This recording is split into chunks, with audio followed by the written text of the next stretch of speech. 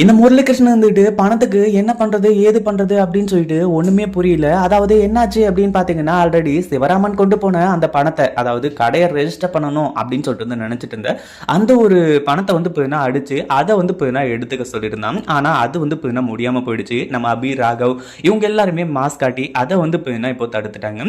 அடுத்ததா இப்போ பணத்துக்கு என்ன பண்றது, அந்த ரவுடிங்களுக்கு கொடுக்கறது அப்படின்ற மாதிரி நினைச்சிட்டு இருக்கும்போது இப்போ நம்ம இவங்க இருக்காங்க இல்லையா, அவங்க ஒய்ஃப், அதாவது இந்த முரளிகிருஷ்ணனோட ஒய்ஃப் அஞ்சல் இருக்காங்க இல்லையா, அவங்களோட நகை எல்லாத்தையுமே வந்து எடுத்து வச்சிருக்காங்க. அதாவது அது எல்லாத்தையுமே அந்த பாக்ஸ்ல இருந்து வந்து எல்லா நகையுமே எடுத்து அதை கொண்டு போய் வந்து இப்போ அடிமாட்டு விலைக்கு வந்து வித்து அந்த ஒரு பணத்தை அந்த ரவுடிங் கிட்ட இந்தாங்க 20 லட்ச ரூபாய் இருக்கு அப்படின்னு சொல்லிட்டு 20 லட்ச ரூபாய்க்கு அடிமாட்டு விலைக்கே வித்திருக்காங்க. அப்படின்னா அந்த நகையோட உண்மையான மதிப்பு எவ்வளவு இருக்குன்னு பாத்தீங்க அப்படின்னா கிட்டத்தட்ட வந்து ஒரு 25-30 லட்ச ரூபாய்க்கு வந்து அந்த நகை இருந்திருக்கும். அதை கொண்டு போய் வந்து வித்துட்டு வந்துடுறான். அதாவது வித்துட்டு அந்த பணத்தையும் கொடுத்துறான். ஒரு பக்கம் நம்ம ராகவுக்கு மிகப்பெரிய அதிர்ச்சியாக போகுது. இந்த முரளிகிருஷ்ணன் பத்தி ஆல்ரெடி அவங்க எல்லாருக்குமே தெரிஞ்சிருந்தாலுமே கூட அந்த ஒரு விஷயத்தை பத்தி யாராலையுமே ஒண்ணுமே பண்ண முடியல.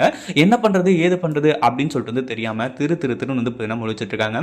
அதுவும் உண்மை தெரிய வரும்போது கண்டிப்பா இந்த முரளிகிருஷ்ணனை நம்ம ராகவ் அடி அடி நடிச்சு வெளுத்து கட்டுவாங்க அப்படின்றதுல எந்த ஒரு சந்தேகமும் கிடையாது.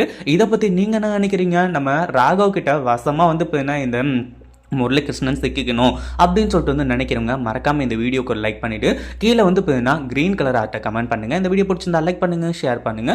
இப்போதான் நம்ம சேனலுக்கு ஃபர்ஸ்ட் டைம் வரீங்க அப்படின்னா கீழே இருக்க சப்ஸ்கிரைப் பட்டனை ப்ரெஸ் பண்ணிக்கோங்க.